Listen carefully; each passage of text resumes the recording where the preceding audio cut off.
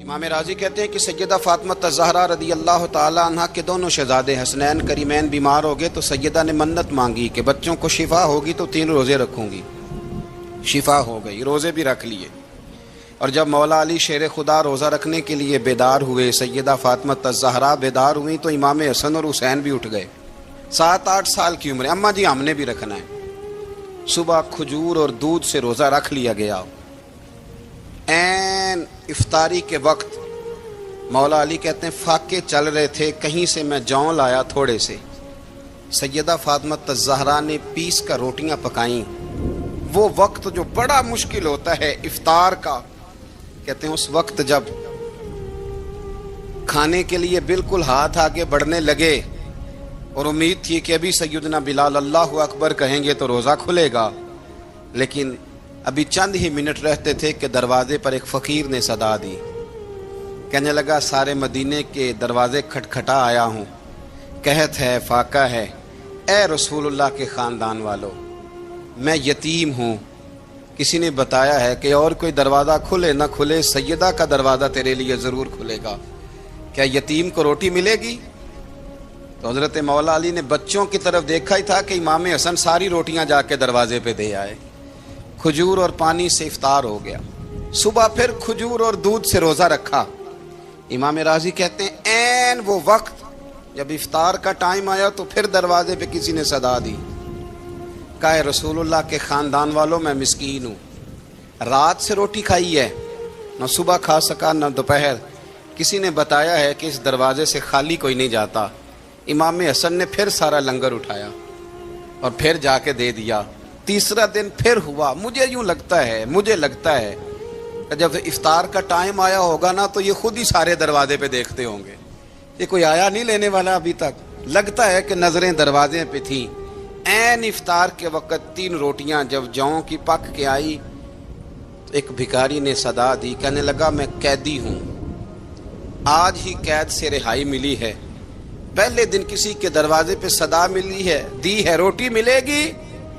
امام حسن وہ کھانا دے کے واپس لوٹے، کھجور اور پانی سے افطار ہوا، اور جیسے ہی مسجد نبوی میں تینوں باپ بیٹا نماز پڑھنے گئے تو مولا علی کہتے مجھے بتانا نہیں پڑا، رسول کریم نے میری طرف دیکھ کے فرمایا علی تیرا، فاطمہ کا، حسن اور حسین کا 3 دن والا عمل خدا کو بھی بڑا پسند آیا ہے اور محمد مصطفیٰ کو بھی بڑا پسند آیا، بڑا پسندیدہ عمل۔ میں کہتا ہوں کہ حضرت فاطمہ نے نا ان کی تربیت پہلے ہی کر دی تھی، 3 دن بغیر افطار کے روزہ رکھنے کی، وہ ٹریننگ گھر سے ہو چکی تھی۔ اب میدان کربلا میں 3 دن بھوکا پیاسا رہنا ان کے لیے مشکل نہیں تھا۔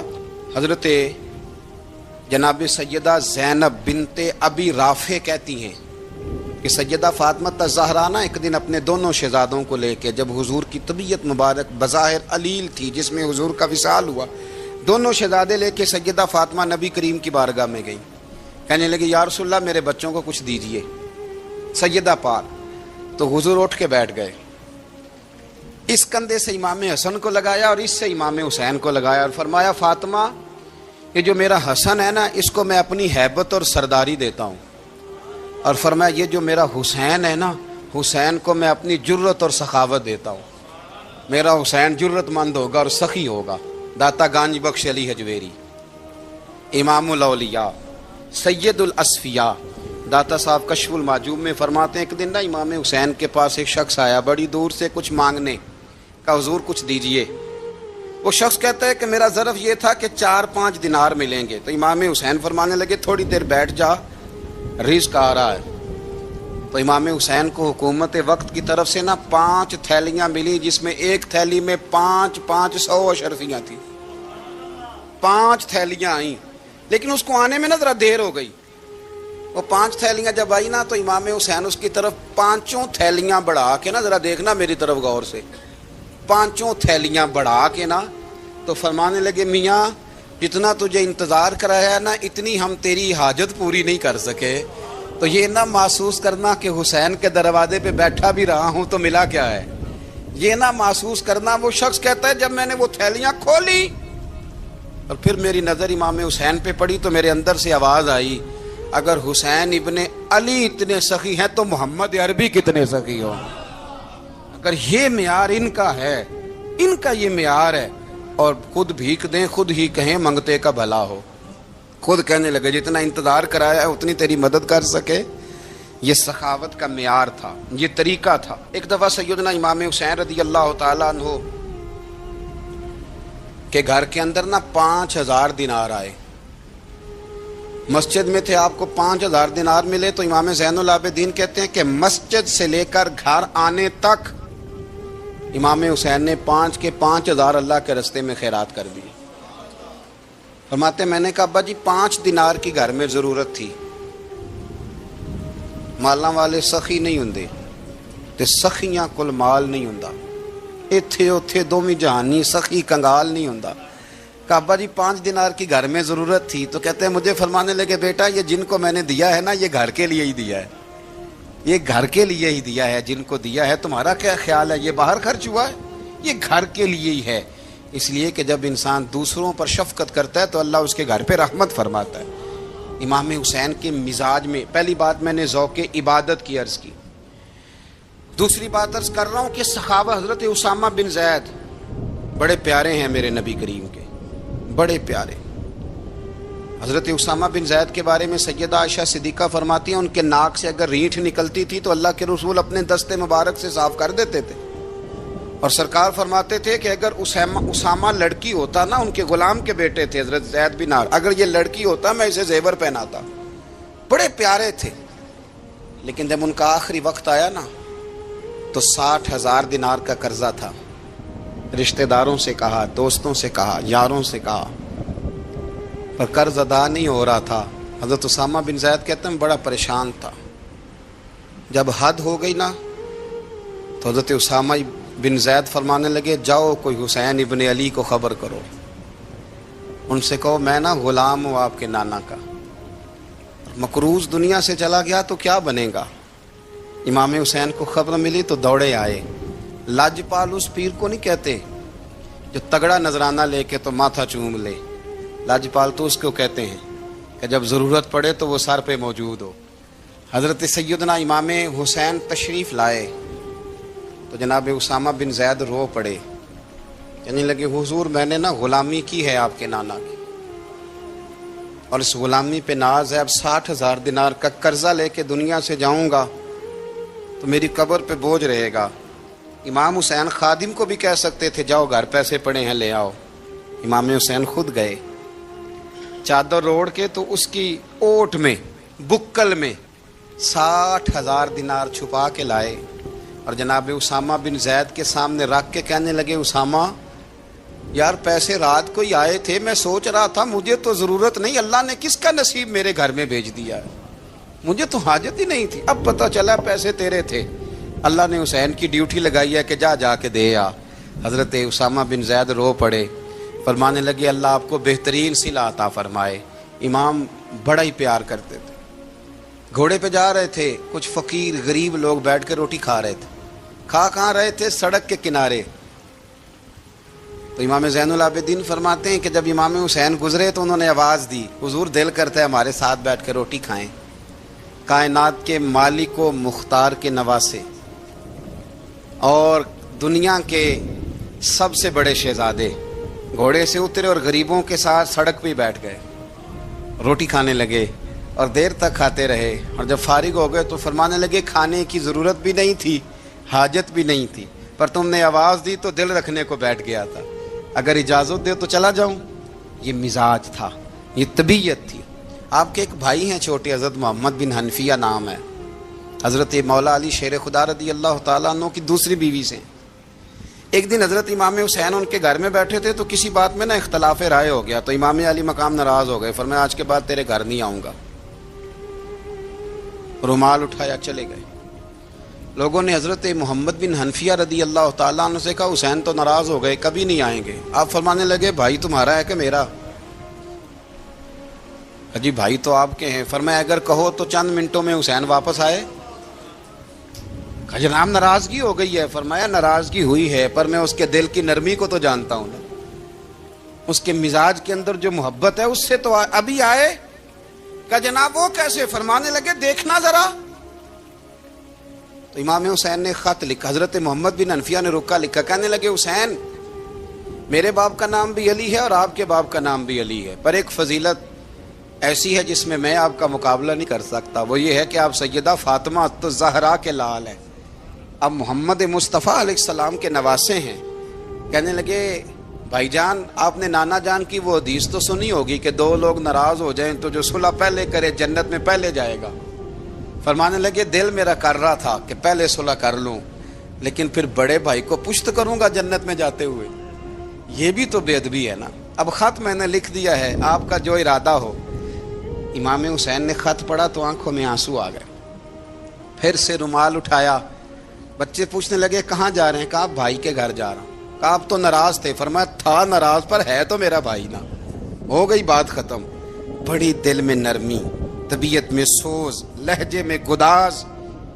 حضرت امیر معاویہ رضی اللہ تعالیٰ عنہ نے ایک شخص کو بھیجا مدینہ منورہ شام سے، تو اس نے کہا میں نے امام حسین سے ملنا ہے، تعارف کیا ہے؟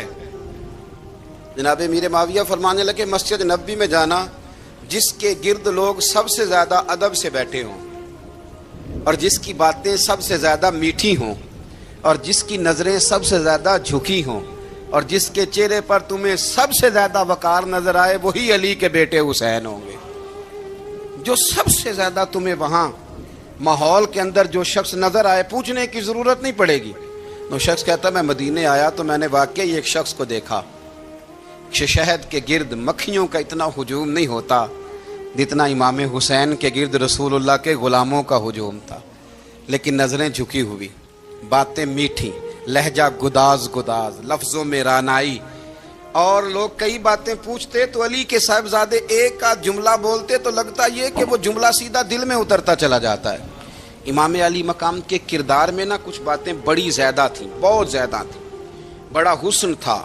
ایک بات تو یہ تھی امام حسین رضی اللہ تعالیٰ عنہ کا علم و فضل بڑا کمال کا تھا۔ ایک دفعہ صحابہ میں مسئلہ بن گیا کہ بچہ پیدا ہوتا ہے تو اس کا وظیفہ کیسے لگانا ہے۔ امام حسین کا علم و فضل بتا رہا ہوں، علم و فضل۔ تو بات بڑی پیچیدہ ہو گئی۔ حضرت عبداللہ ابن زبیر کے پاس لوگ آئے، کہنے لگے کہ آپ بڑے صاحب علم و فضل ہیں، آپ نے حضور علیہ الصلوۃ والسلام کے ساتھ وقت گزارا ہے، تو مسئلے کو حل کریں کہ بچہ پیدا ہونے کے بعد حکومت اگر وظیفہ لگائے گی تو کب لگائے گی؟ جب بحث طول پکڑ گئی، مسئلہ حل نہیں ہوتا تھا، تو حضرت عبداللہ ابن زبیر کہنے لگے ہم سے نہیں حل ہوگا، ایک بندہ ہے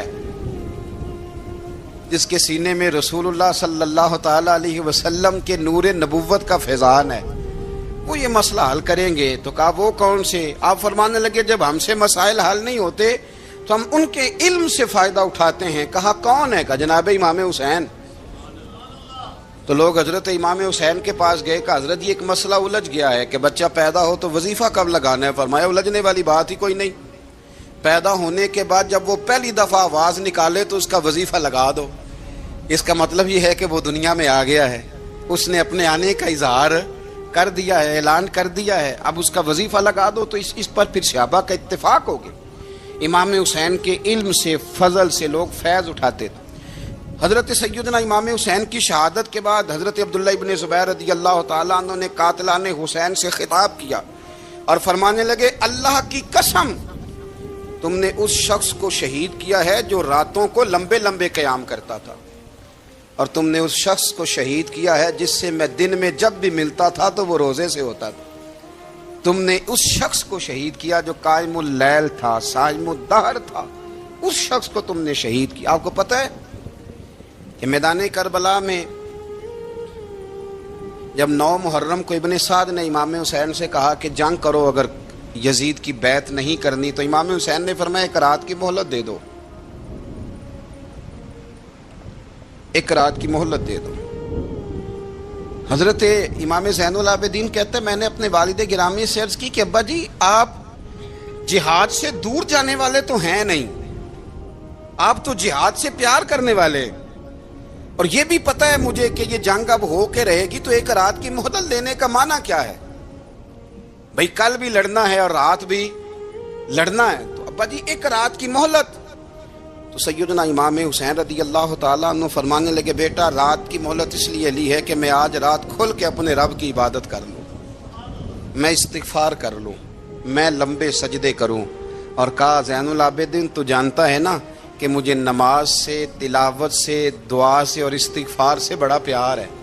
رسول کریم علیہ السلام نے فرمایا، جامع ترمذی میں موجود ہے، فرمایا میں جا رہا ہوں پر تمہیں دو بڑی بھاری بڑی وزنی چیزیں دے کے جا رہا ہوں۔ صحیح ستہ کی روایت، دو وزنی چیزیں تمہارے بیچ چھوڑ کے جا رہا ہوں، اگر ان کو تھام کے رہو گے تو کبھی گمراہی تمہارے پاس نہیں آئے گی۔ یا رسول اللہ وہ کون کون سی؟ فرمایا ایک اللہ کی کتاب دے کے جا رہا ہوں اور دوسرا اپنا خاندان دے کے جا رہا ہوں۔ اگر اہل بیت نبوت کو تھامے رہو گے، ہمارے بزرگوں نے لکھا ہے کہ یہ جو حضور نے کتاب اللہ اور پھر اپنی اہل بیت کا تذکرہ فرمایا تو اس کا مطلب یہ ہے کہ تھیوری دیکھنی ہوئی تو قرآن دیکھنا، اور پریکٹیکل دیکھنا ہوا تو علی اور فاطمہ کو دیکھنا، حسن اور حسین کو دیکھنا، ان کو دیکھنا۔ نبی کریم علیہ الصلوۃ والسلام کے اہل بیت مینارہ نور ہیں، ان کی محبت، ان کا پیار کیوں بھلا؟ اس لیے کہ یہ وہ خوبصورت لوگ ہیں جن کو خود میرے نبی پاک نے تراشا ہے۔ ان کی سیرت میں جتنے رنگ ہیں وہ رسول کریم نے خود بھرے ہیں۔ ان کی ایک ایک بات کا خیال نبی پاک نے رکھا ہے، حضور نے از خود انہیں اپنی صحبت عطا کی ہے۔ زیادہ دور نہیں تھا سیدہ فاطمہ کا گھر، مسجد نبوی کے ساتھ تھا۔ اللہ کے رسول دن میں 2 دفعہ جایا کرتے تھے، پھر بھی کبھی کبھی فرماتے فاطمہ میرا دل کرتا ہے آج میں رات تیرے گھر میں قیام کروں۔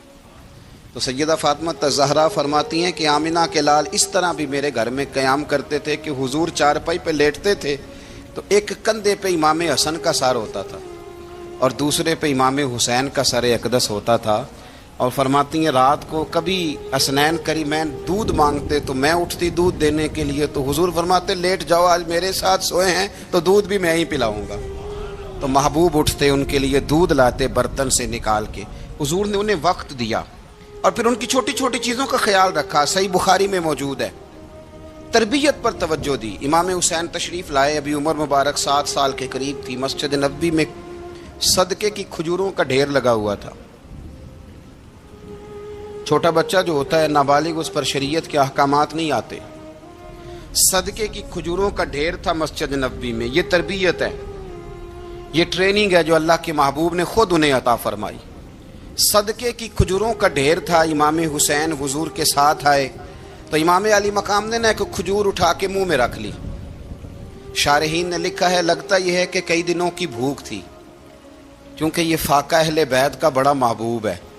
مجبور نہیں تھے، وہ تو خزانوں کے مالک تھے، پر غریبوں سے محبت کی وجہ سے فاقے کیا کرتے تھے۔ یہ ان کی پسند ہے فاقہ کرنا۔ تو ایک کھجور امام علی مقام نے رکھ لی تو اللہ کے رسول نے گلے میں انگلی ڈال کے نکال دی، تو فرمایا حسین یہ صدقہ ہے، یہ میری اہل بیت کے لیے درست نہیں ہے۔ حضور نے خود تربیت کی، اور پھر سیدہ فاطمہ الزہرا نے نا اپنے بچوں کو تراشا، ان پر محنت کی۔ میں اکثر گزارش کرتا ہوں دوستوں سے، میں کہتا ہوں کربلا کا واقعہ کوئی حادثاتی نہیں ہے، اس کے پیچھے پوری ایک لاجک ہے، اس کے پیچھے پورا ایک فلسفہ ہے۔ ایسے ہی کوئی آدمی 3 دن بھوکا پیاسا رہ سکتا ہے؟ کسی آدمی کو صبح اس نے کھانا کھایا اور شام تک کھانا نہ ملے تو ٹانگیں کانپتی ہیں۔ رمضان المبارک میں عبادت کی نیت سے روزہ رکھنے والے بھی شام کو بڑے پریشان ہو جاتے، اور مسلسل 3 دن کھانا نہ کھایا جائے اور پانی نہ پیا جائے، اور حال یہ ہے کہ وہی آدمی تلوار لے کے میدان میں نکلے اور اس کی حالت یہ ہو کہ لوگ اس کے آگے دوڑنا شروع کر دیں، ہزاروں کی فوجیں تاب نہ لا سکیں۔ علی کا گھر بھی وہ گھر ہے کہ جس گھر کا ہر ایک بچہ جسے دیکھو وہی شیر خدا معلوم ہوتا ہے۔ یہ کوئی آسان ہے؟ اس کے پیچھے پوری ایک اس کے پیچھے فلسفہ ہے۔ امام راضی کی تفسیر کبیر دیکھیے گا، حضرت امام حسین کی وہ شخصیت تھی کہ مشکات میں حدیث ہے، نبی پاک صلی اللہ تعالی علیہ وسلم کی چچی جناب ام فضل صبح صبح گھبرائی حضور کی بارگاہ میں آئیں، عرض کی یا رسول اللہ صلی اللہ علیہ وسلم آج میں نے عجیب خواب دیکھا ہے، میں ڈر گئی ہوں۔ حضور نے فرمایا چچی کیا دیکھا؟ عرض کی حضور میں نے دیکھا ہے کہ آپ کے وجود کا گوشت کا ایک ٹکڑا کٹ کے میری جھولی میں آ گیا ہے۔ حضور یہ کیا ہے؟ تو محبوب خواب سن کے مسکرائے، فرمایا چچی یہ پریشانی والا خواب نہیں، یہ تو خوشی والا خواب ہے۔ اللہ فاطمہ کو بیٹا عطا کرے گا اور وہ تیری گود میں کھیلا کرے گا، چونکہ وہ میرے وجود کا ٹکڑا ہوگا، لہذا خواب تجھے یہ آئی ہے۔ تو امام حسین پیدا ہوئے، امام حسن کی عمر ابھی 11 مہینے تھی، تو نبی پاک نے امام حسین کو جناب ام فضل اپنی چچی کی گود میں دے دیا کہ فاطمہ کے لیے دونوں بچے سنبھالنا مشکل ہوگا.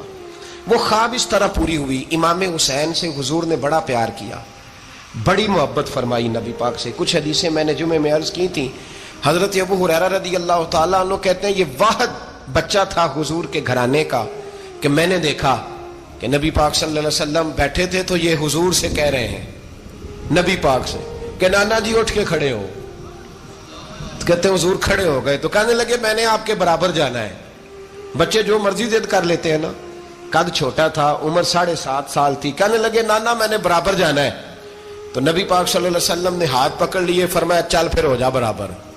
تو حضرت ابو ہریرہ کہتے ہیں انہوں نے حضور نے ہاتھ پکڑے, اوپر کھینچا تو امام حسین نے پہلے اپنے پیر حضور کے گھٹنوں پہ رکھے, پھر نبی پاک کے سینے پہ رکھے, اور جب ان کا قد سر تھوڑا سا حضور سے اونچا ہو گیا تو محبوب فرمانے لگے چل بس کر, تو نے تو کہا تھا آپ کے برابر ہونا ہے, تو اوپر نکل گیا ہے, چل بس کر. فرماتے پھر امام حسین نے زبان باہر نکالی تو محبوب ان کی زبان چوسنے لگے, پھر ساتھ لٹا لیا اور انہیں سونگھنے لگے. تو میں نے عرض کی حضور آپ حسین کو سونگتے کیوں ہیں؟ تو فرمایا ابو ہریرہ مجھے حسین کے وجود سے جنت کی خوشبو آتی ہے, مجھے حسین کے وجود سے جنت کی. ایک دن حضور گزر رہے تھے. اصل اس طرح تھا کہ یہ نبی پاک کا حجرہ تھا. جن لوگوں کو اللہ نے مدینے کی زیارت کرائی ہے وہ جان سکتے ہیں, نبی پاک کا حجرہ تھا تو حضور کے حجرے کی اس جانب یعنی مسجد کی جو بالکل سیدھ ہے اس کی بیک میں سیدہ فاطمہ رہتی. تو حضور اکثر نہ نماز کے لیے جب نکلتے تو حضرت فاطمہ کے حجرے کے پاس سے ہو کر دوبارہ محراب میں جاتے. محبوب حجرے کے پاس سے گزرے تو امام حسین رو رہے تھے, تو حضرت فاطمہ نے کسی بات میں جھڑک دیا تو امام حسین رونے لگے. تو نبی پاک نماز کے لیے گئے تو واپس لوٹ آئے, اور واپس تشریف لا کے کہا فاطمہ حسین کو کیا ہوا؟ عرض کی یا رسول اللہ تنگ کر رہے تھے میں نے ڈانٹ دیا ہے. کیا خوبصورت جملے ہیں حدیث پاک میں. سرکار نے فرمایا فاطمہ اس کو حسین کو نہ رونے نہ دیا کر, یہ جب روتا ہے نا تو میرے دل کو تکلیف ہوتی ہے. تو بی بی صاحبہ کہتی ہیں یہ حکم آیا نبی پاک کا میرے نام, پھر میں نے ڈانٹنا چھوڑ دیا. یہ ان کے فضائل تھے کم, ان کی تربیت خود نبی پاک نے فرمائی. پہلی بات تو یہ ہے کہ نبی پاک نے دعا مانگی تھی, یا اللہ میرے گھر والوں کو زیادہ روزی نہ دینا, انہیں ایک وقت روٹی دینا, ایک وقت کی بھوک دینا. یہ جو 10 دن کربلا میں انہیں ٹینشن نہیں نہ ہوئی, انہیں عادت تھی فاقہ کرنے کی, انہیں 3 دن وصلی روزے رکھنے کی عادت تھی. پہلی بات. دوسرا یہ کہ جہاد کی تربیت حضور خود کراتے تھے. حضرت فاطمہ زہرا کہتی میں پردے کے پیچھے دیکھ رہی تھی, نبی پاک نے امام حسن اور حسین سے فرمایا چلو میرے سامنے کشتی لڑو. تو دونوں حضرات آپس میں جب کشتی لڑنے لگے تو نبی پاک نا امام حسن کو کہتے ہیں حسن حسین کو ٹانگوں سے پکڑو, حسن حسین کو پیچھے سے پکڑو. جب نبی پاک بار بار امام حسن کو بتا رہے تھے تو سیدہ پیچھے سے بول پڑی, کہنے لگی یا رسول اللہ آپ چھوٹے کو بتائے, آپ بڑے کو بتا رہے. بڑا تو پہلے 11 مہینے بڑا ہے, تو آپ چھوٹے کو بتائے بڑے کو بتا رہے. تو فرمایا فاطمہ تو چپ کرنا, جو میں دیکھ رہا ہوں تو نہیں نہ دیکھ رہی, ایک کو میں بتا رہا ہوں دوسرے کو جبریل امین بتا رہے ہیں. لیکن اس کے ساتھ ساتھ امام حسین رضی اللہ تعالیٰ عنہ کا جذبہ جہاد, امام حسین کی استقامت. آج لوگ ادھر ہوتے ہیں جس طرف ہوا کا رخ ہوتا ہے. آج لوگوں کی سوچوں کا زاویہ یہ ہے کہ جدھر رش زیادہ ہوگا ہم بھی ادھر جائیں گے. ہم یہ نہیں دیکھتے حق کس طرف ہے, ہم یہ دیکھتے ہیں رش کس طرف ہے. امام حسین رضی اللہ تعالیٰ عنہ نے رش نہیں دیکھا, حق دیکھا. امام حسین رضی اللہ تعالیٰ عنہ استقامت کے وہ پہاڑ ہیں, معمولی آدمی نہیں تھے. فرزق شاعر کہتا ہے کہ میں نے امام حسین سے کہا تھا, میں نے کہا لوگوں کی تلواریں یزید کے ساتھ ہیں پر دل آپ کے ساتھ ہیں, دل آپ کے ساتھ ہیں. امام حسین رضی اللہ تعالیٰ عنہ نے زمانے کے حالات نہیں دیکھے, حق اور سچ دیکھا. جتنی چیزیں انسان کو کمزور کر سکتی ہیں وہ ساری امام حسین پہ طاری کی گئیں. جتنی چیزیں, وطن چھوڑنا کتنا کو مشکل ہوتا ہے. شالا پردیسی کوئی بھی نہ تھی وے تے ککھ جنہ تو پارے. حضرت سلطان باؤ فرماتے ہیں بچو پردیسی ہونا کوئی آسان ہے؟ جس آدمی کا کسی چھوٹے سے گاؤں میں بھی مکان ہو چھوڑنا پڑ جائے تو روٹا ہے. تو مجھے بتاؤ جس نے اپنا سارا بچپن مدینے میں گزارا ہو, آج جو 1 ہفتہ مدینے رہ کے آتے ہیں ان سے واپس نکلنا مشکل ہوتا ہے. لیکن امام حسین حق کا رستہ تھا، وطن کی قربانی دی، اور معمولی وطن نہیں، مدینے جیسا وطن۔ اور جب کھڑے تھے نا امام حسین رضی اللہ تعالیٰ عنہ رجب میں نکل رہے تھے مدینے سے، تو کوئی شاعر کہتا ہے دور کھڑے ہو کے انہوں نے گویا کہا تھا، آقا تیرے کرم کے خزینے کی خیر ہو، میں جا رہا ہوں تیرے مدینے کی خیر ہو۔ امام حسین نے وطن چھوڑا، کوئی لغزش نہیں پیروں میں، کوئی نہیں۔ شہزادوں والی زندگی تھی، مسجد نبوی کے امام تھے، نبی کریم علیہ السلام کے روضہ اطہر پر تشریف رکھتے تھے، زمانہ حیا کرتا تھا، شان و شوکت تھی، پر حق کے لیے چھوڑا، نکل کر خانقاہوں سے ادا کر رسم شبیری۔ اور پھر بڑا مشکل ہوتا ہے،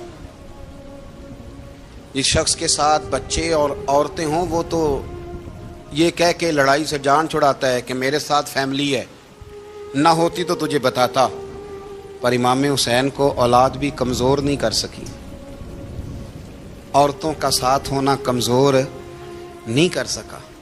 پھر امام علی بھوک کتنا مشکل کام ہے۔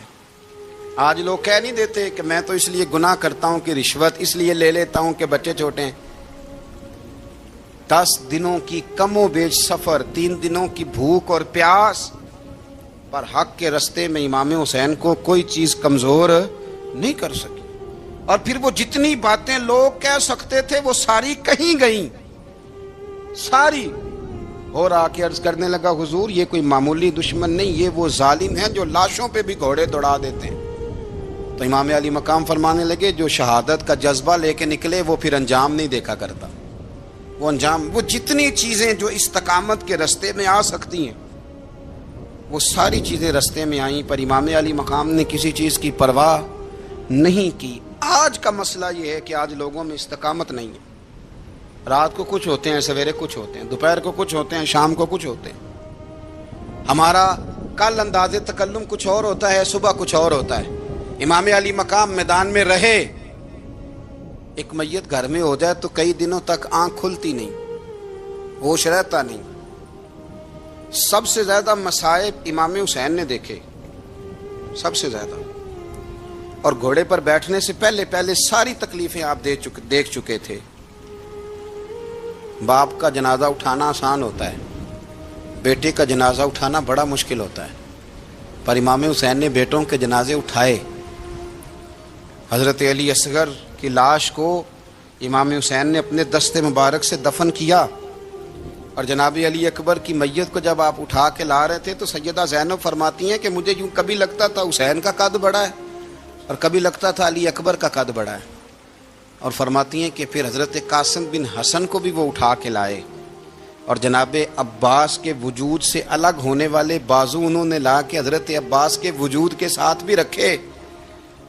انہوں نے یہ سارا منظر دیکھا، لیکن جب حسین ابن علی اپنی دفعہ گھوڑے پہ سوار ہوئے تو لگتا یہ تھا کہ ان سے زیادہ بہادر کوئی نہیں۔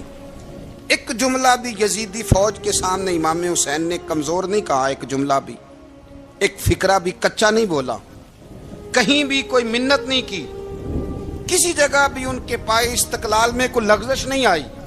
جب لوگوں کو پتہ چل جائے کہ اب سامنے موت ہی موت ہے، سوائے اس کے چارہ کچھ بھی نہیں، تو بہت سا جو رخصت اور اجازت تو دین بھی دیتا ہے، پر امام حسین کسی جگہ کسی رخصت پر عمل کرتے نظر نہیں آتے، ڈٹ کے بات کی، ڈٹ کے۔ اور پھر جب میدان میں نکلے، اللہ اکبر، تو ابن سعد کہنے لگا کہ اگر 2 کر کے، ایک کر کے جاؤ گے تو یہ 45,000 کا لشکر سارا حسین کاٹ ڈالے گا، یک بارگی حملہ کرو گے تو بات۔ اتنی استقامت، اتنا۔ آج تو لوگ ڈپریشن کے مریض ہیں، آج تو لوگ ٹینشن کے مریض ہیں، ہر دوسری بات میں لوگ کہتے ہیں وہ بڑا، پر کس بات سے؟ مطلب کیا آپ نے زندگی میں صرف جاب نہیں مل رہی، صرف بیماری آ گئی، صرف خرچہ نہیں گھر میں بڑا، کس بات کا ڈپریشن؟ امام حسین کی زندگی بتلاتی ہے کہ وہ لوگ بھی کوئی دنیا میں کمال حاصل کر سکتے ہیں جو چھوٹی چھوٹی بات پہ روتے ہیں۔ مال بھی ہے، جوانی بھی ہے، گھر بھی ہے، مکان بھی ہے، بچے بھی ہیں، عزت بھی ہے، صرف پیسے نہیں۔ اور انسان ہے کہ آنکھیں نہیں کھل رہی، وہ سمجھتا ہے میں کسی کام کا ہی، فقط پیسے نہیں بس۔ او خدا کے بندو، امام علی مقام نے فرمایا سارا کچھ لٹا کے بھی جو میدان میں کھڑا رہے اسے حسین ابن علی کہا جاتا ہے، اسے حسین ابن علی کہا جاتا ہے۔ حسین ابن علی کی شان رفت کوئی کیا جانے، حسن جانے، علی جانے، نبی جانے، خدا جانے، کون جانے امام علی مقام کا معیار۔ تو امام حسین رضی اللہ تعالیٰ عنہ کی زندگی ہمیں بتاتی ہے کہ ذوق والی عبادت کرو۔ امام حسین کی زندگی ہمیں بتاتی ہے کہ جب تم سخاوت کرو تو پھر اپنی حیثیت سے بڑھ کر کرو، اور امام حسین کی زندگی ہمیں بتاتی ہے کہ دل میں کسی کے لیے کوئی بات نہ رکھو، صلح کرنے میں پہل کرو، محبتیں کرنے میں آگے بڑھو۔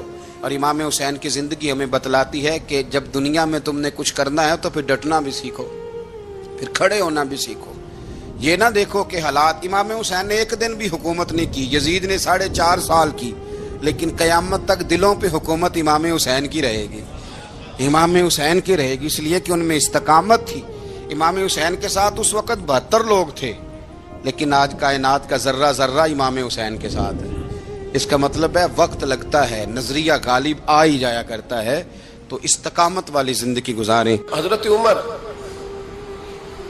جب نعرہ لگاتے نا تو کیسر و کسرا کانپتے، سفیر آتے روم کے ملنے کے لیے تو کہتے جاؤ عمر نفل پڑھ رہے ہیں، ٹائم کوئی نہیں۔ ایک دن اندر میٹنگ ہو رہی تھی، حضرت عمر میٹنگ میں بیٹھے تھے، آپ کے بیٹے ملنے آئے عبداللہ ابن عمر، ابا جی اندر آ جاؤ، فرمایا دروازے پہ کھڑا ہو، میں ضروری بات کر رہا ہوں، اندر نہ آنا۔ جناب عبداللہ ابن عمر کہتے ہیں میں دروازے پہ کھڑا ہو گیا، تھوڑی دیر گزری تو امام حسین بھی آ گئے۔ ایک حدیث میں، ایک روایت میں امام حسن کا لفظ بھی ہے، امام حسین آئے، آ کے عبداللہ ابن عمر سے کہنے لگے عمر فاروق اندر ہیں؟ تو کہا وہ اندر تو ہے۔ تو کہا آپ کیوں دروازے پہ کھڑے ہیں؟ کہنے لگے ابا جی نے کہا ہے یہاں انتظار کرو، میں کوئی ضروری بات کر رہا ہوں، لیکن شہزادے میرے لیے کہا ہے، میرے لیے آپ جانا چاہیں تو چلے جائیں۔ امام حسین کہنے لگے امیر المومنین کوئی بات کر رہے ہوں گے، میں ظہر کے وقت مسجد میں مل لوں گا، ظہر کا ٹائم آئے گا نا تو میں مسجد میں مل لوں گا۔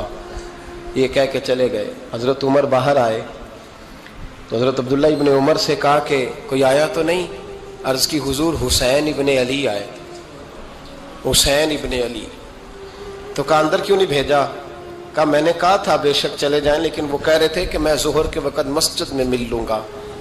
تو سیدنا عمر فاروق فرمانے لگے عبداللہ تجھے تیری مار ہوئے، حسین کو کیوں واپس بھیجا؟ پھر عمر، دنیا داروں کے سامنے ڈٹنا، کھڑا ہونا عمر پہ ختم ہے، لیکن جو اندر کی بات ہے نا، روح کی، جو عقیدت کی بات ہے، جو وفا کا رشتہ ہے، اس کو کون سمجھے؟ یہ جو روح کی مجبوریاں ہیں، یہ جو وفا کی مجبوریاں ہیں، اسے لوگ کیا سمجھیں؟ انہیں کیا پتا کہ مرشد کے بیٹے کے پیر چومنے میں حسن کیا ہوتا ہے؟ انہیں کیا پتا کہ جب استاد کا بیٹا گھر میں آتا ہے تو دل کرتا ہے مکان بیچ کے اسے دے دیں، اس کے باپ کی نیکیاں بڑی ہیں۔ جناب عمر فاروق دوڑے گئے، امام حسین کے دروازے پہ دستک دی، امام حسین باہر رکھا، شہزادے یار ملنے آئے تھے، بغیر ملے کیوں آ گئے؟ عرض کی کہ آپ مصروف تھے، آپ کے اپنے بیٹے بھی دروازے پہ کھڑے تھے، تو میں واپس آ گیا۔ امام حسین کہتے ہیں عمر جذبات میں آ گئے، سر سے پگڑی گر گئی، کہنے لگے حسین میرے بیٹے کا اور حسین کا کیا مقابلہ؟ کیا اس کی ماں کا نام فاطمہ الزہرا ہے؟ کیا اس کی نانی کا نام خدیجہ الکبریٰ ہے؟ کیا اس کے نانے کا نام محمد مصطفیٰ ہے؟ اور پھر سر سے پگڑی اتری تھی، اپنے بال زور سے پکڑ لیے، کہنے لگے حسین میں نا مکے میں اونٹ چرایا کرتا تھا اور ڈنڈوں سے مار کھاتا تھا اپنے باپ سے، یہ جو آج ساری دنیا میں عمر کے نعرے لگتے ہیں یہ تیرے نانے کا صدقہ ہے۔ شہزادے میری وفا اور میری وفا میں جب تیرا دل کرے نا دوڑ کے آ جایا کر۔ عمر تو لوگ، ایک دن امام حسین نے آگے نا جناب فاروق اعظم سے کہا، خطبہ دے رہے تھے بچوں کی طبیعت شروع میں، پتہ نہیں کیا بات آئی امام حسین کے دل میں، کہنے لگے عمر نیچے اترو، یہ میرے نانا کا ممبر ہے۔ تو حضرت سیدنا عمر، سنو کبھی میرا بھی بچہ آ جائے تو میں کہتا ہوں اس کو پکڑو یار، بچوں کو تو نہیں نا جمعوں میں مطلب ذکر کیا جاتا، اترنا میرے نانے کا ممبر ہے۔ جناب عمر اتر کے نیچے کھڑے ہو گئے، تو کہا جا کے اپنے نانے کے ممبر پہ بیٹھ۔ تو حضرت عمر رو پڑے، کہنے لگے شہزادے میرے نانے کا ممبر ہی کوئی نہیں ہے ہی نہیں، یہ ممبر یہ مصلی یہ تیرے نانے کی شان ہے، मेरे नाने का कोई मिंबर नहीं, तेरे ही नाने का मिंबर है। थोड़ी देर खड़े रहे तो इमाम हुसैन कहने लगे, अच्छा कोई नहीं आपके नाने का मिंबर का नहीं? कहा चलो फिर मेरे नाने के मिंबर पे बैठ जाओ, चलो खैर है। कोई नहीं आपके नाने का? कहा नहीं। तो कहा कोई नहीं फिर मेरे नाने के। जब हजरत उमर बैठे तो बड़ा शानदार जुमला कहा, फरमाने लगे मैं मिंबर पर मर्जी से नहीं बैठा था, मुझे अबू बकर ने बिठाया था। दाता गांज बख्श अली हजवेरी, इमामुल औलिया, सैयदुल असफिया, दाता साहब कश्फुल माजूब में फरमाते हैं, एक दिन ना इमाम हुसैन के पास एक शख्स आया बड़ी दूर से कुछ मांगने का, हुजूर कुछ दीजिए। वो शख्स कहता है कि मेरा ज़र्फ ये था कि 4-5 दिनार मिलेंगे। तो इमाम हुसैन फरमाने लगे थोड़ी देर बैठ जा, रिज़्क आ रहा है। तो इमाम हुसैन को हुकूमत वक्त की तरफ से ना 5 थैलियाँ मिली, जिसमें एक थैली में 500 अशरफियाँ थी। 5 थैलियाँ आई, लेकिन उसको आने में ना ज़रा देर हो गई।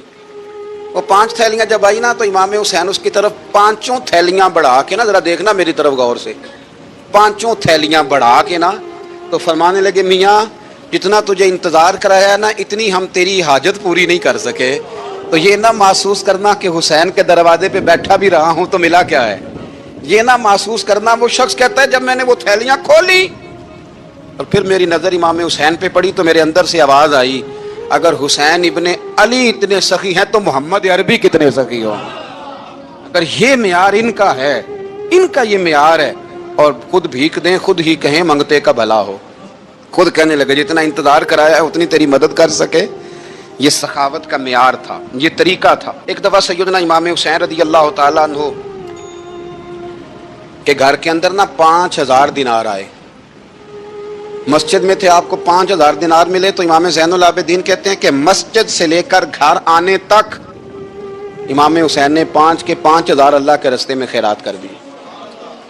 फरमाते मैंने कहा अब्बा जी 5 दिनार की घर में ज़रूरत थी, मालां वाले सखी नहीं हुंदे ते सखियां कोल माल नहीं हुंदा, इत्थे उत्थे दोवें जहानी सखी कंगाल नहीं हुंदा।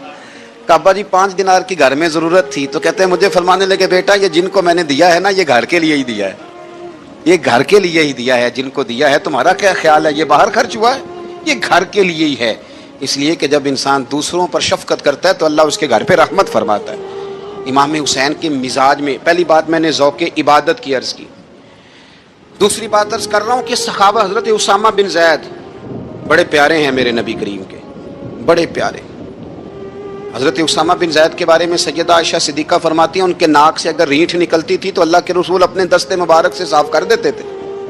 और सरकार फरमाते थे कि अगर उसामा लड़की होता ना, उनके गुलाम के बेटे थे हज़रत ज़ैद बिन हारिसा, अगर ये लड़की होता मैं इसे ज़ेवर पहनाता। बड़े प्यारे थे।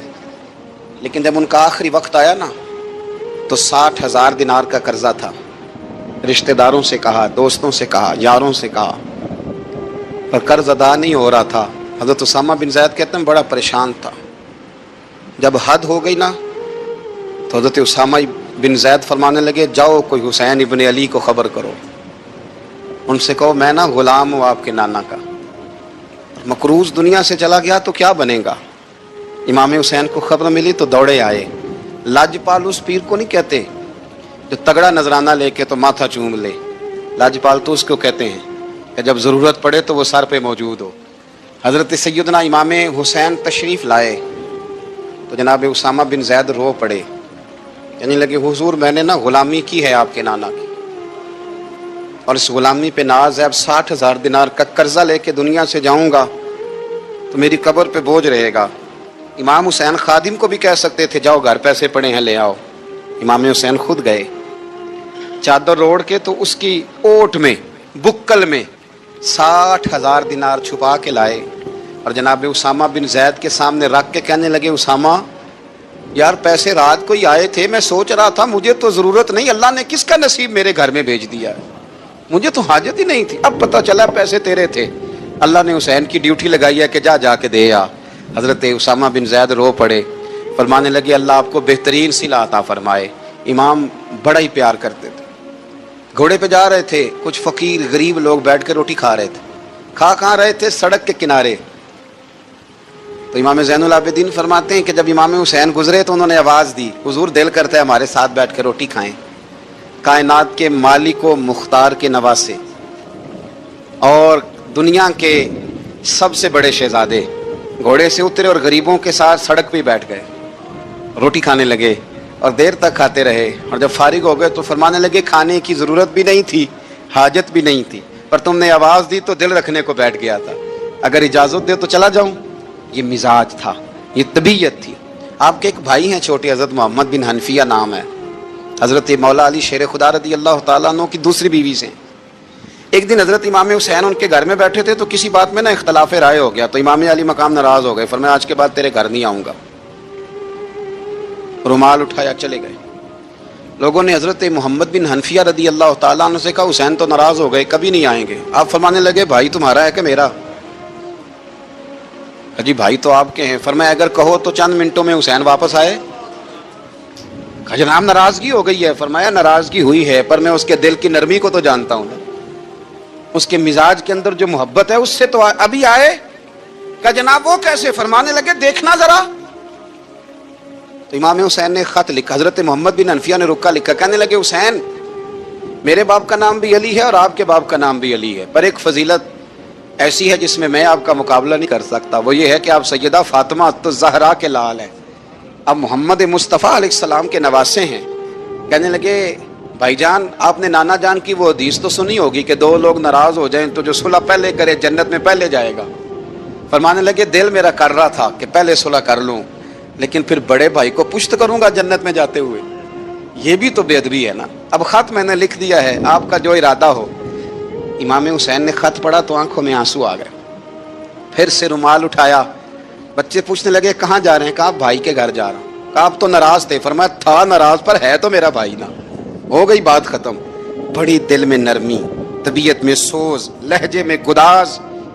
हज़रत अमीर माविया रदी अल्लाह ताला अन्हु ने एक शख्स को भेजा मदीना मुनव्वरा शाम से, तो उसने कहा मैंने इमाम हुसैन से मिलना है, तारुफ क्या है? जनाब अमीर माविया फरमाने लगे मस्जिद नबी में जाना जिसके गिर्द लोग सबसे ज़्यादा अदब से बैठे हों और जिसकी बातें सबसे ज़्यादा मीठी हों और जिसकी नज़रें सबसे ज़्यादा झुकी हों और जिसके चेहरे पर तुम्हें सबसे ज़्यादा वकार नज़र आए, वही अली के बेटे हुसैन होंगे। जो सबसे ज़्यादा तुम्हें वहाँ माहौल के अंदर जो शख्स नज़र आए, पूछने की ज़रूरत नहीं पड़ेगी। तो शख्स कहता मैं मदीने आया तो मैंने वाकई एक शख्स को देखा, शहद के गिर्द मक्खियों का इतना हुजूम नहीं होता जितना इमाम हुसैन के गिर्द रसूलुल्लाह के गुलामों का हुजूम था, लेकिन नज़रें झुकी हुई, बातें मीठी, लहजा गुदाज गुदाज, लफ्ज़ों में रानाई। और लोग कई बातें पूछते तो अली के साहबजादे एक आध जुमला बोलते तो लगता ये कि वो जुमला सीधा दिल में उतरता चला जाता है। इमाम अली मकाम के किरदार में ना कुछ बातें बड़ी ज़्यादा थी, बहुत ज़्यादा थी, बड़ा हुस्न था। एक बात तो ये थी इमाम हुसैन रदी अल्लाह ताला अन्हु का इल्म व फजल बड़ा कमाल का था। एक दफ़ा सहाबा में मसला बन गया कि बच्चा पैदा होता है तो इसका वजीफ़ा कैसे लगाना है। इमाम हुसैन का इल्म व फजल बता रहा हूँ, इल्म व फजल। तो बात बड़ी पेचीदा हो गई। हज़रत अब्दुल्लाह इब्न ज़ुबैर के पास लोग आए, कहने लगे कि आप बड़े साहिब इल्म व फजल हैं, आपने हुजूर अलैहिस्सलाम के साथ वक्त गुजारा है, तो मसले को हल करें कि बच्चा पैदा होने के बाद हुकूमत अगर वजीफ़ा लगाएगी तो कब लगाएगी। जब बहस तूल पकड़ गई, मसला हल नहीं होता था, तो हज़रत अब्दुल्लाह इब्न ज़ुबैर कहने लगे हमसे नहीं हल होगा। एक बंदा है जिसके सीने में रसूलुल्लाह सल्लल्लाहु तआला अलैहि वसल्लम के नूर नबुव्वत का फैज़ान है, वो ये मसला हल करेंगे। तो कहा वो कौन से? आप फरमाने लगे जब हमसे मसाइल हल नहीं होते तो हम उनके इल्म से फ़ायदा उठाते हैं। कहा कौन है? कहा जनाब इमाम हुसैन। तो लोग हज़रत इमाम हुसैन के पास गए, कहा हज़रत ये एक मसला उलझ गया है कि बच्चा पैदा हो तो वजीफ़ा कब लगाना है। फरमाया उलझने वाली बात ही कोई नहीं, पैदा होने के बाद जब वो पहली दफ़ा आवाज़ निकाले तो उसका वजीफ़ा लगा दो। इसका मतलब ये है कि वो दुनिया में आ गया है, उसने अपने आने का इजहार कर दिया है, ऐलान कर दिया है, अब उसका वजीफ़ा लगा दो। तो इस पर फिर सहाबा का इत्तेफाक हो गया। इमाम हुसैन के इल्म से, फजल से लोग फैज़ उठाते थे।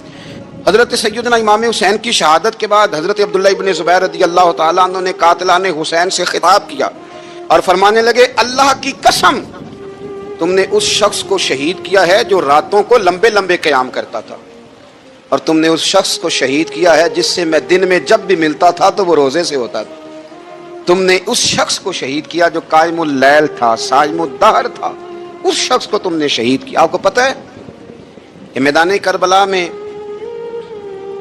जब 9 मुहर्रम को इब्ने साद ने इमाम हुसैन से कहा कि जंग करो, अगर یزید کی بیعت نہیں کرنی، تو امام حسین نے فرمایا ایک رات کی مہلت دے دو، ایک رات کی مہلت دے دو۔ حضرت امام زین العابدین کہتے ہیں میں نے اپنے والد گرامی سے عرض کی کہ ابا جی آپ جہاد سے دور جانے والے تو ہیں نہیں، آپ تو جہاد سے پیار کرنے والے ہیں، اور یہ بھی پتہ ہے مجھے کہ یہ جنگ اب ہو کے رہے گی، تو ایک رات کی مہلت دینے کا معنی کیا ہے؟ بھئی کل بھی لڑنا ہے اور رات بھی لڑنا ہے، تو ابا جی ایک رات کی مہلت۔ تو سیدنا امام حسین رضی اللہ تعالیٰ عنہ فرمانے لگے بیٹا رات کی مہلت اس لیے لی ہے کہ میں آج رات کھل کے اپنے رب کی عبادت کر لوں، میں استغفار کر لوں، میں لمبے سجدے کروں۔ اور کہا زین العابدین تو جانتا ہے نا کہ مجھے نماز سے، تلاوت سے، دعا سے اور استغفار سے بڑا پیار ہے۔ رسول کریم علیہ السلام نے فرمایا، جامع ترمذی میں موجود ہے، فرمایا میں جا رہا ہوں پر تمہیں دو بڑی بھاری بڑی وزنی چیزیں دے کے جا رہا ہوں، صحیح ستہ کی روایت، دو وزنی چیزیں تمہارے بیچ چھوڑ کے جا رہا ہوں، اگر ان کو تھام کے رہو گے تو کبھی گمراہی تمہارے پاس نہیں آئے گی۔ یا رسول اللہ وہ کون کون سی؟ فرمایا ایک اللہ کی کتاب دے کے جا رہا ہوں اور دوسرا اپنا خاندان دے کے جا رہا ہوں۔ اگر اہل بیت نبوت کو تھامے رہو گے، ہمارے بزرگوں نے لکھا ہے کہ یہ جو حضور نے کتاب اللہ اور پھر اپنی اہل بیت کا تذکرہ فرمایا، تو اس کا مطلب یہ ہے کہ تھیوری دیکھنی ہوئی تو قرآن دیکھنا، اور پریکٹیکل دیکھنا ہوا تو علی اور فاطمہ کو دیکھنا، حسن اور حسین کو دیکھنا، ان کو دیکھنا۔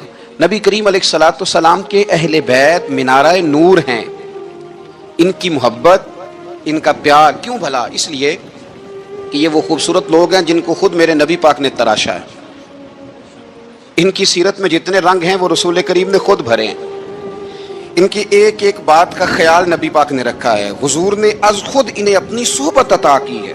زیادہ دور نہیں تھا سیدہ فاطمہ کا گھر، مسجد نبوی کے ساتھ تھا، اللہ کے رسول دن میں 2 دفعہ جایا کرتے تھے، پھر بھی کبھی کبھی فرماتے فاطمہ میرا دل کرتا ہے آج میں رات تیرے گھر میں قیام کروں، تو سیدہ فاطمہ الزہرا فرماتی ہیں کہ آمنہ کے لال اس طرح بھی میرے گھر میں قیام کرتے تھے کہ حضور چارپائی پہ لیٹتے تھے تو ایک کندھے پہ امام حسن کا سر ہوتا تھا اور دوسرے پہ امام حسین کا سر اقدس ہوتا تھا، اور فرماتی ہیں رات کو کبھی حسنین کریمین دودھ مانگتے تو میں اٹھتی دودھ دینے کے لیے، تو حضور فرماتے لیٹ جاؤ آج میرے ساتھ سوئے ہیں تو دودھ بھی میں ہی پلاؤں گا، تو محبوب اٹھتے ان کے لیے دودھ لاتے برتن سے نکال کے، حضور نے انہیں وقت دیا اور پھر ان کی چھوٹی چھوٹی چیزوں کا خیال رکھا۔ صحیح بخاری میں موجود ہے، تربیت پر توجہ دی۔ امام حسین تشریف لائے، ابھی عمر مبارک 7 سال کے قریب تھی، مسجد نبوی میں صدقے کی کھجوروں کا ڈھیر لگا ہوا تھا۔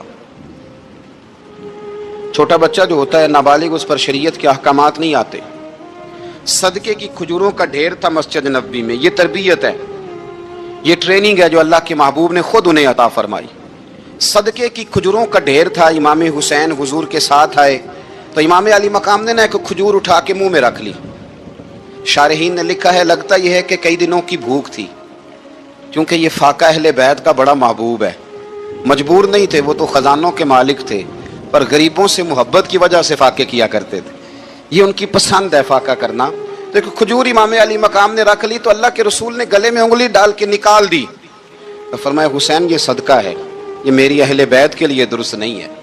حضور نے خود تربیت کی، اور پھر سیدہ فاطمہ الزہرا نے نا اپنے بچوں کو تراشا، ان پر محنت کی۔ میں اکثر گزارش کرتا ہوں دوستوں سے، میں کہتا ہوں کربلا کا واقعہ کوئی حادثاتی نہیں ہے، اس کے پیچھے پوری ایک لاجک ہے، اس کے پیچھے پورا ایک فلسفہ ہے۔ ایسے ہی کوئی آدمی 3 دن بھوکا پیاسا رہ سکتا ہے؟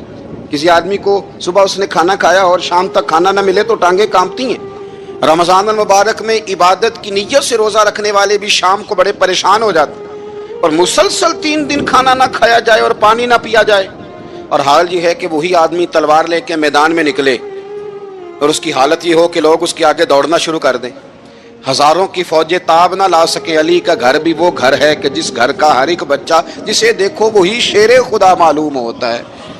یہ کوئی آسان ہے؟ اس کے پیچھے پوری ایک اس کے پیچھے فلسفہ ہے۔ امام راضی کی تفسیر کبیر دیکھیے گا، حضرت امام حسین کی وہ شخصیت تھی کہ مشکات میں حدیث ہے، نبی پاک صلی اللہ تعالی علیہ وسلم کی چچی جناب ام فضل صبح صبح گھبرائی حضور کی بارگاہ میں آئیں، عرض کی یا رسول اللہ صلی اللہ علیہ وسلم آج میں نے عجیب خواب دیکھا ہے، میں ڈر گئی ہوں۔ حضور نے فرمایا چچی کیا دیکھا؟ عرض کی حضور میں نے دیکھا ہے کہ آپ کے وجود کا گوشت کا ایک ٹکڑا کٹ کے میری جھولی میں آ گیا ہے۔ حضور یہ کیا ہے؟ تو محبوب خواب سن کے مسکرائے، فرمایا چچی یہ پریشانی والا خواب نہیں، یہ تو خوشی والا خواب ہے۔ अल्लाह फातिमा को बेटा अता करेगा और वो तेरी गोद में खेला करेगा, चूंकि वो मेरे वजूद का टुकड़ा होगा, लिहाजा ख्वाब तुझे ये आई है। तो इमाम हुसैन पैदा हुए, इमाम हसन की उम्र अभी 11 महीने थी। तो नबी पाक ने इमाम हुसैन को जनाबे उम्मे फजल अपनी चची की गोद में दे दिया कि फातिमा के लिए दोनों बच्चे संभालना मुश्किल होगा। वो ख्वाब इस तरह पूरी हुई, इमाम हुसैन से हुजूर ने बड़ा प्यार किया, बड़ी मोहब्बत फरमाई नबी पाक से। कुछ हदीसें मैंने जुमे में अर्ज की थी। हजरत अबू हुरैरा रदी अल्लाह तआला अन्हु कहते हैं, ये वाहिद बच्चा था हुजूर के घराने का कि मैंने देखा कि नबी पाक सल्लल्लाहु अलैहि वसल्लम बैठे थे तो ये हुजूर से कह रहे हैं नबी पाक से कि नाना जी उठ के खड़े हो। तो कहते हुजूर खड़े हो गए। तो कहने लगे मैंने आपके बराबर जाना है। बच्चे जो मर्जी जिद कर लेते हैं ना, कद छोटा था, उम्र 7.5 साल थी। कहने लगे नाना मैंने बराबर जाना है। तो नबी पाक सल्लल्लाहु अलैहि वसल्लम ने हाथ पकड़ लिए, फरमाया चल फिर हो जा बराबर। तो हजरत अबू हुरैरा कहते हैं उन्होंने हुजूर ने हाथ पकड़े, ऊपर खींचा तो इमाम हुसैन ने पहले अपने पैर हुजूर के घुटनों पे रखे, फिर नबी पाक के सीने पे रखे, और जब उनका कद सर थोड़ा सा हुजूर से ऊंचा हो गया तो महबूब फरमाने लगे चल बस कर, तूने तो कहा था आपके बराबर होना है, तू तो ऊपर निकल गया है, चल बस कर। फरमाते फिर इमाम हुसैन ने जुबान बाहर निकाली तो महबूब उनकी जुबान चूसने लगे, फिर साथ लिटा लिया और उन्हें सूंघने लगे। तो मैंने अर्ज की हुजूर आप हुसैन को सूंघते क्यों हैं? तो फरमाया अबू हुरैरा मुझे हुसैन के वजूद से जन्नत की खुशबू आती है, मुझे हुसैन के वजूद से जन्नत की। एक दिन हुजूर गुजर रहे थे, असल इस तरह था कि ये नबी पाक का हुजरा था। जिन लोगों को अल्लाह ने मदीने की ज़ियारत कराई है वो जान सकते हैं, नबी पाक का हुजरा था। तो हुजूर के हुजरे की इस जानिब यानी मस्जिद की जो बिल्कुल सीधे उसकी बैक में सैयदा फातिमा रहती थी। तो हुजूर अक्सर ना नमाज के लिए जब निकलते तो हजरत फातिमा के हुजरे के पास से होकर दोबारा मेहराब में जाते। महबूब हुजरे के पास से गुजरे तो इमाम हुसैन रो रहे थे। तो हजरत फातिमा ने किसी बात में झिड़क दिया तो इमाम हुसैन रोने लगे। तो नबी पाक नमाज के लिए गए तो वापस लौट आए और वापस तशरीफ लाके कहा फातिमा हुसैन को क्या हुआ? अर्ज की या रसूलल्लाह तंग कर रहे थे, मैंने डांट दिया है। क्या खूबसूरत जुमले हैं हदीस पाक में। सरकार ने फरमाया फातिमा इसको हुसैन को ना रोने न दिया कर, ये जब रोता है ना तो मेरे दिल को तकलीफ होती है। तो बीबी साहब कहती हैं ये हुक्म आया नबी पाक का मेरे नाम, फिर मैंने डांटना छोड़ दिया। ये उनके फजाइल थे कम, उनकी तरबियत खुद नबी पाक ने फरमाई। पहली बात तो यह है कि नबी पाक ने दुआ मांगी थी, या अल्लाह मेरे घर वालों को ज्यादा रोजी ना देना, इन्हें एक वक्त रोटी देना, एक वक्त की भूख देना। ये जो 10 दिन करबला में उन्हें टेंशन नहीं ना हुई, उन्हें आदत थी फाका करने की, उन्हें 3-3 दिन वसली रोजे रखने की आदत थी, पहली बात। दूसरा यह कि जिहाद की तरबियत हुजूर खुद कराते थे। हजरत फातिमा ज़हरा कहती मैं पर्दे के पीछे देख रही थी, नबी पाक ने इमाम हसन और हुसैन से फरमाया चलो मेरे सामने कुश्ती लड़ो। तो दोनों हजरात आपस में जब कुश्ती लड़ने लगे तो नबी पाक ना इमाम हसन को कहते हैं हसन हुसैन को टांगों से पकड़ो, हसन हुसैन को पीछे से पकड़ो। जब नबी पाक बार बार इमाम हसन को बता रहे थे तो सैयदा पीछे से बोल पड़ी, कहने लगी या रसूलल्लाह आप छोटे को बताए, आप बड़े को बता रहे हैं। बड़ा तो पहले 11 महीने बड़ा है, तो आप छोटे को बताए बड़े को बता रहे।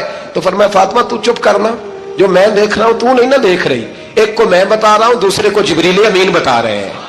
लेकिन इसके साथ साथ इमाम हुसैन रदी अल्लाह ताला अन्हु का जज्बा जिहाद, इमाम हुसैन की इस्तकामत, आज लोग उधर होते हैं जिस तरफ हवा का रुख होता है। आज लोगों की सोचों का जाविया यह है कि जिधर रश ज्यादा होगा हम भी उधर जाएंगे। हम ये नहीं देखते हक किस तरफ है, हम ये देखते हैं रश किस तरफ है। इमाम हुसैन रदी अल्लाह ताला अन्हु ने रश नहीं देखा, हक देखा। इमाम हुसैन रदी अल्लाह ताला अन्हु इस्तकामत के वो पहाड़ हैं, मामूली आदमी नहीं थे। फरजक शायर कहता है कि मैंने इमाम हुसैन से कहा था, मैंने कहा लोगों की तलवारें यजीद के साथ हैं पर दिल आपके साथ है, दिल आपके साथ हैं। इमाम हुसैन रदी अल्लाह ताला अन्हु ने जमाने के हालात नहीं देखे, हक और सच देखा। जितनी चीजें इंसान को कमजोर कर सकती हैं वो सारी इमाम हुसैन पे तारी की गई। जितनी चीजें, वतन छोड़ना कितना को मुश्किल होता है, शाला परदेसी कोई भी न थी वे ते कख जिना तो पारे। हजरत सुल्तान बाहू फरमाते हैं बचो, परदेसी होना कोई आसान है? जिस आदमी का किसी छोटे से गांव में भी मकान हो छोड़ना पड़ जाए तो रोटा है। तो मुझे बताओ जिसने अपना सारा बचपन मदीने में गुजारा हो, आज जो एक हफ्ता मदीने रह के आते हैं उनसे वापस निकलना मुश्किल होता है। लेकिन इमाम हुसैन हक का रास्ता था, वतन की कुर्बानी दी, और मामूली वतन नहीं, मदीने जैसा वतन। और जब खड़े थे ना इमाम हुसैन रदी अल्लाह ताला अन्हु रजब में निकल रहे थे मदीने से, तो कोई शायर कहता है दूर खड़े हो के उन्होंने गोया कहा था, आका तेरे करम के खजीने की खैर हो, मैं जा रहा हूँ तेरे मदीने की खैर हो। इमाम हुसैन ने वतन छोड़ा, कोई लग़ज़श नहीं पैरों में, कोई नहीं। शहजादों वाली जिंदगी थी, मस्जिद नबवी के इमाम थे, नबी करीम अलैहिस्सलाम के रोज़ा अतहर पर तशरीफ रखते थे, जमाना हया करता था, शान शौकत थी, पर हक के लिए छोड़ा, निकल कर खानकाहों से अदा कर रस्म शब्बीरी। और फिर बड़ा मुश्किल होता है, जिस शख्स के साथ बच्चे और औरतें हों वो तो ये कह के लड़ाई से जान छुड़ाता है कि मेरे साथ फैमिली है, ना होती तो तुझे बताता। पर इमाम हुसैन को औलाद भी कमज़ोर नहीं कर सकी, औरतों का साथ होना कमज़ोर नहीं कर सका। फिर इमाम अली भूख कितना मुश्किल काम है। आज लोग कह नहीं देते कि मैं तो इसलिए गुनाह करता हूँ कि रिश्वत इसलिए ले लेता हूँ कि बच्चे छोटे हैं। 10 दिनों की कमो बेच सफ़र, 3 दिनों की भूख और प्यास, पर हक के रस्ते में इमाम हुसैन को कोई चीज़ कमज़ोर नहीं कर सकी। और फिर वो जितनी बातें लोग कह सकते थे वो सारी कहीं गई, सारी। और आके अर्ज करने लगा, हुजूर ये कोई मामूली दुश्मन नहीं, ये वो जालिम है जो लाशों पे भी घोड़े दौड़ा देते हैं। तो इमाम अली मकाम फरमाने लगे, जो शहादत का जज्बा लेके निकले वो फिर अंजाम नहीं देखा करता।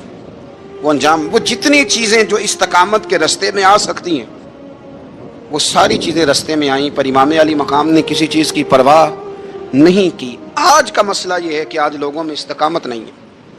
रात को कुछ होते हैं, सवेरे कुछ होते हैं, दोपहर को कुछ होते हैं, शाम को कुछ होते हैं। हमारा कल अंदाज़े तकल्लुम कुछ और होता है, सुबह कुछ और होता है। इमाम अली मकाम मैदान में रहे, एक मैयत घर में हो जाए तो कई दिनों तक आंख खुलती नहीं, होश रहता नहीं। सबसे ज्यादा मसाइब इमाम हुसैन ने देखे, सबसे ज्यादा। और घोड़े पर बैठने से पहले पहले सारी तकलीफें आप देख चुके थे। बाप का जनाजा उठाना आसान होता है, बेटे का जनाजा उठाना बड़ा मुश्किल होता है। पर इमाम हुसैन ने बेटों के जनाजे उठाए। हजरत अली असगर की लाश को इमाम हुसैन ने अपने दस्ते मुबारक से दफन किया। और जनाब अली अकबर की मैयत को जब आप उठा के ला रहे थे तो सैयदा ज़ैनब फरमाती हैं कि मुझे यूँ कभी लगता था हुसैन का कद बड़ा है और कभी लगता था अली अकबर का कद बड़ा है। और फरमाती हैं कि फिर हजरत कासिम बिन हसन को भी वो उठा के लाए और जनाब अब्बास के वजूद से अलग होने वाले बाजू उन्होंने ला के हजरत अब्बास के वजूद के साथ भी रखे। उन्होंने ये सारा मंजर देखा। लेकिन जब हुसैन इब्न अली अपनी दफ़ा घोड़े पे सवार हुए तो लगता ये था कि इनसे ज़्यादा बहादुर कोई नहीं। एक जुमला भी यजीदी फौज के सामने इमाम हुसैन ने कमज़ोर नहीं कहा, एक जुमला भी, एक फिक्रा भी कच्चा नहीं बोला, कहीं भी कोई मिन्नत नहीं की, किसी जगह भी उनके पाए इस्तकलाल में कोई लग़ज़श नहीं आई।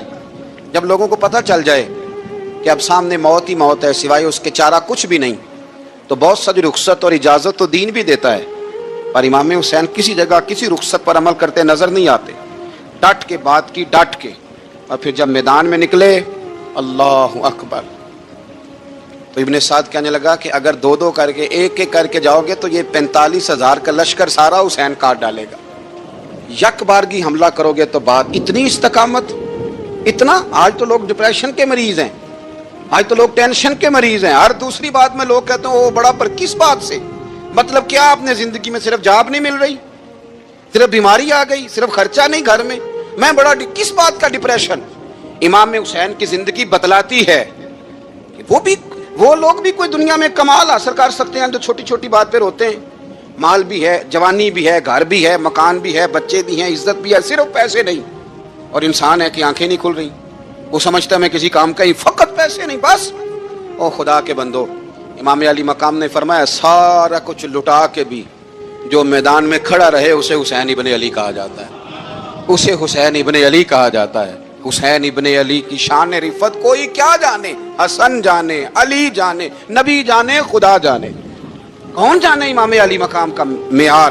तो इमाम हुसैन रदी अल्लाह ताला अन्हु की ज़िंदगी हमें बताती है कि ज़ौक़ वाली इबादत करो। इमाम हुसैन की ज़िंदगी हमें बताती है कि जब तुम सखावत करो तो फिर अपनी हैसियत से बढ़कर करो। और इमाम हुसैन की ज़िंदगी हमें बताती है कि दिल में किसी के लिए कोई बात ना रखो, सुलह करने में पहल करो, मोहब्बतें करने में आगे बढ़ो। और इमाम हुसैन की ज़िंदगी हमें बतलाती है कि जब दुनिया में तुमने कुछ करना है तो फिर डटना भी सीखो, फिर खड़े होना भी सीखो। یہ نہ دیکھو کہ حالات، امام حسین نے ایک دن بھی حکومت نہیں کی، یزید نے 4.5 سال کی، لیکن قیامت تک دلوں پہ حکومت امام حسین کی رہے گی، امام حسین کی رہے گی، اس لیے کہ ان میں استقامت تھی۔ امام حسین کے ساتھ اس وقت 72 لوگ تھے، لیکن آج کائنات کا ذرہ ذرہ امام حسین کے ساتھ ہے۔ اس کا مطلب ہے وقت لگتا ہے، نظریہ غالب آ ہی جایا کرتا ہے، تو استقامت والی زندگی گزاریں۔ امام راضی کہتے ہیں کہ سیدہ فاطمہ الزہرا رضی اللہ تعالی عنہ کے دونوں شہزادے حسنین کریمین بیمار ہو گئے، تو سیدہ نے منت مانگی کہ بچوں کو شفا ہوگی تو 3 روزے رکھوں گی۔ شفا ہو گئی، روزے بھی رکھ لیے، اور جب مولا علی شیر خدا روزہ رکھنے کے لیے بیدار ہوئے، سیدہ فاطمہ الزہرا بیدار ہوئی، تو امام حسن اور حسین بھی اٹھ گئے، 7-8 سال کی عمر، اماں جی ہم نے بھی رکھنا ہے۔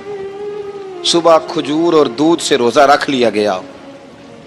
این افطاری کے وقت مولا علی کہتے ہیں فاقے چل رہے تھے، کہیں سے میں جوں لایا تھوڑے سے، سیدہ فاطمہ الزہرا نے پیس کر روٹیاں پکائیں۔ وہ وقت جو بڑا مشکل ہوتا ہے افطار کا، کہتے ہیں اس وقت جب کھانے کے لیے بالکل ہاتھ آگے بڑھنے لگے اور امید تھی کہ ابھی سیدنا بلال اللہ اکبر کہیں گے تو روزہ کھلے گا، لیکن ابھی چند ہی منٹ رہتے تھے کہ دروازے پر ایک فقیر نے صدا دی، کہنے لگا سارے مدینے کے دروازے کھٹکھٹا آیا ہوں، قحط ہے، فاقہ ہے، اے رسول اللہ کے خاندان والو، میں یتیم ہوں، کسی نے بتایا ہے کہ اور کوئی دروازہ کھلے نہ کھلے سیدہ کا دروازہ تیرے لیے ضرور کھلے گا، کیا یتیم کو روٹی ملے گی؟ تو حضرت مولا علی نے بچوں کی طرف دیکھا ہی تھا کہ امام حسن ساری روٹیاں جا کے دروازے پہ دے آئے، کھجور اور پانی سے افطار ہو گیا۔ صبح پھر کھجور اور دودھ سے روزہ رکھا۔ امام راضی کہتے ہیں این وہ وقت جب افطار کا ٹائم آیا تو پھر دروازے پہ کسی نے صدا دی، کہا رسول اللہ کے خاندان والوں میں مسکین ہوں، رات سے روٹی کھائی ہے، نہ صبح کھا سکا نہ دوپہر، کسی نے بتایا ہے کہ اس دروازے سے خالی کوئی نہیں جاتا۔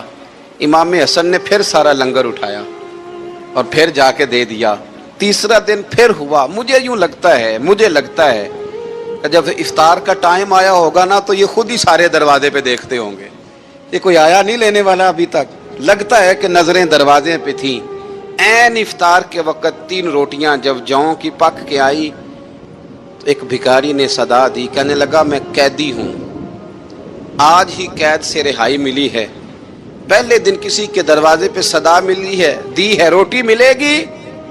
امام حسن وہ کھانا دے کے واپس لوٹے، کھجور اور پانی سے افطار ہوا، اور جیسے ہی مسجد نبوی میں تینوں باپ بیٹا نماز پڑھنے گئے تو مولا علی کہتے مجھے بتانا نہیں پڑا، رسول کریم نے میری طرف دیکھ کے فرمایا علی تیرا، فاطمہ کا، حسن اور حسین کا 3 دن والا عمل خدا کو بھی بڑا پسند آیا ہے اور محمد مصطفیٰ کو بھی بڑا پسند آیا، بڑا پسندیدہ عمل۔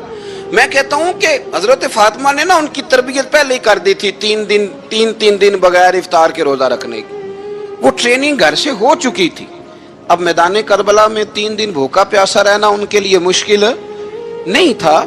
حضرت جناب سیدہ زینب بنت ابی رافع کہتی ہیں کہ سیدہ فاطمہ الزہرا نا ایک دن اپنے دونوں شہزادوں کو لے کے، جب حضور کی طبیعت مبارک بظاہر علیل تھی جس میں حضور کا وصال ہوا، دونوں شہزادے لے کے سیدہ فاطمہ نبی کریم کی بارگاہ میں گئی، کہنے لگی یا رسول اللہ میرے بچوں کو کچھ دیجئے سیدہ پاک، تو حضور اٹھ کے بیٹھ گئے، اس کندھے سے امام حسن کو لگایا اور اس سے امام حسین کو لگایا اور فرمایا فاطمہ یہ جو میرا حسن ہے نا اس کو میں اپنی ہیبت اور سرداری دیتا ہوں، اور فرمایا یہ جو میرا حسین ہے نا حسین کو میں اپنی جرت اور سخاوت دیتا ہوں، میرا حسین جرت مند ہوگا اور سخی ہوگا۔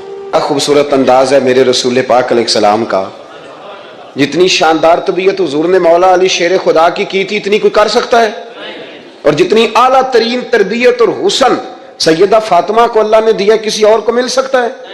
لیکن میرے نبی پاک علیہ السلام نے ان کی شادی کے بعد ان کو اکٹھے بٹھا کے ان کے سر آپس میں جوڑ کے ہاتھ اٹھا کے دعا کی تھی کہ اے اللہ ان کے درمیان محبت پیدا فرما دے۔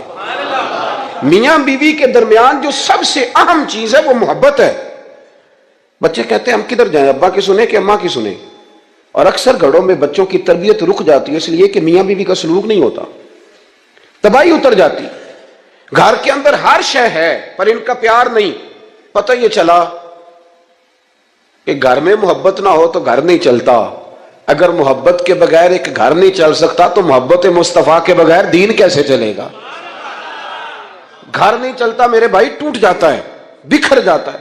سارا کچھ ہونے کے باوجود میں نے مردوں کو روتے ہوئے دیکھا ہے. عورتیں تو روتی ہیں، میں نے مردوں کو روتے ہوئے دیکھا ہے کہ کیا کروں، 4 بچے ہیں پر اس کو نہیں سمجھ آتی، وہ پاگل ہے، مہربانی کریں وہ سیانی ہو جائے. میں بچوں کے لیے پریشان ہوں، کدھر کیا کروں. یعنی عورت اگر وفادار اور پیار کرنے والی نہ ہو تو مرد کو آنسو نکل آتے ہیں کہ یہ سیانی ہوتی تو میرا گھر بن جاتا. او بھائیو، پیار بڑا ہی ضروری ہے، یہ محبت بڑی ضروری ہے، اس کے بغیر نہیں نظام چلتا. محبت ہو جاتی ہے نا. چلیں ایک واقعہ سناتا ہوں آپ کو، بات زیادہ مضبوط ہو جائے گی. داتا گنج بخش علی حجویری داتا صاحب نے لکھا ہے، یہ آج کل کا جو جدید نوجوان طبقہ ہے وہ ذرا بات جلدی سمجھ جائے گا. داتا صاحب رحمت اللہ لکھا ہے، حضرت عبداللہ بن مبارک رحمت اللہ علیہ سے کسی نے کہا کہ آپ بڑے زبردست محدث ہیں اور اتنی وارفتگی والے صوفی کم ملتے ہیں جتنے آپ ہیں، وجہ کیا ہے؟ تو حضرت عبداللہ بن مبارک فرمانے لگے، مجھے نہ توبہ کرنے سے پہلے ایک عورت سے عشق ہو گیا تھا. عورت سے. بڑی توجہ سے بات سمجھنا. آپ فرماتے ہیں میرا گھرانہ نمازی تھا. یہ داتا صاحب نے لکھا ہے کشف الماجوب میں. حضرت عبداللہ بن مبارک فرماتے ہیں کہ جس عورت سے مجھے عشق ہو گیا نا، اس کے محلے میں جا کے میں عشاء کی نماز پڑھتا تھا اور پھر ساری رات میں اس کے گھر کے گرد رہتا تھا. وہ آدھی رات کو تھوڑی دیر کے لیے چھت پہ آتی تھی، 2-1 باتیں ہوتی تھی، میں لوٹ آتا تھا.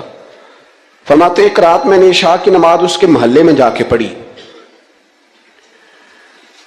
قاری صاحب نے نا کچھ آیات لمبی پڑھا دی تو مجھے غصہ آیا. کہہ دیتے نا لوگ مولویوں نے کام کو نہیں، سانو تے اور بھی ہیں. تو کہتے ہیں کہ نماز لمبی پڑھا دی تو مجھے غصہ آیا کہ جلدی پڑھاؤ. فرماتے ہیں نماز وہاں پڑھی، سخت سردی تھی، رات لمبی تھی. میں اس کے گھر کے گرد جا کے نا تو منڈلانے لگا کیونکہ مجھے اس سے محبت تھی. فرماتے ہیں کہ 1 گھنٹہ 2 گھنٹے 4 گھنٹے 5 گھنٹے حتیٰ کہ سحری کا وقت ہو گیا، اونگ پھوٹنے لگی. تو وہ نا بھاگتی بھاگتی چھت پہ آئی اور کہنے لگی کہ گھر میں رش بڑا ہے، مہمان زیادہ ہیں، آج بات نہیں ہو سکے گی. کہتے یہ لفظ کہتے وہ نیچے اتر گئی. جب میں وہاں سے واپس نکلا تو فجر کی اذان شروع ہو گئی تھی. یوں سمجھ لیں کہ 13 گھنٹے 14 گھنٹے بیت گئے. حضرت عبداللہ بن مبارک فرماتے ہیں اچانک نہ میں نے اپنے دل پہ توجہ کی. ساری رات وہ آئی نہیں تھی پر مجھے اس پہ غصہ بھی کوئی نہیں آیا، مجھے وہ بری بھی نہیں لگی. ساری رات اس نے کھڑا رکھا لیکن میرے دل سے اتری بھی نہیں. کوئی نہیں سمجھ آئی آپ کو میری بات؟ فرماتے ہیں کہ پھر میں نے اپنے دل پہ توجہ کی تو مجھے سمجھ آئی کہ مجھے اس سے کھرا پیار ہے، سچا پیار ہے. یعنی اس نے آدھا جملہ کہا کہ میں مجبور ہوں تو میں نے اس سے مزید نہ قسم اٹھوائی نہ گواہ مانگے، میں اس کی وہ مجبوری بھی فوراً ہی مان گیا. تو جناب عبداللہ بن مبارک فرماتے ہیں کہ جب میں نے وضو کر کے مسجد میں جا کے 2 سنتیں پڑھی نا تو میرے اندر سے آواز آئی، عبداللہ اگر ایک بی بی کے لیے تو ساری رات کھڑا رہ سکتا ہے اور اس کی سخت بات سخت انتظار بھی تجھے غصہ نہیں دلاتا، اگر عورت کے عشق میں سارا کچھ ہو سکتا ہے تو رب رسول کے عشق میں بھی ہو سکتا ہے. پھر ان کی بتائی ہوئی تراویحاں تجھے غصہ نہیں دلائیں گی، پھر ان کا کہا ہوا روزہ تجھے غصہ، پھر تو یہ نہیں کہے گا کہ بڑا مشکل کام ہے جی گرمیاں دے روزے نے.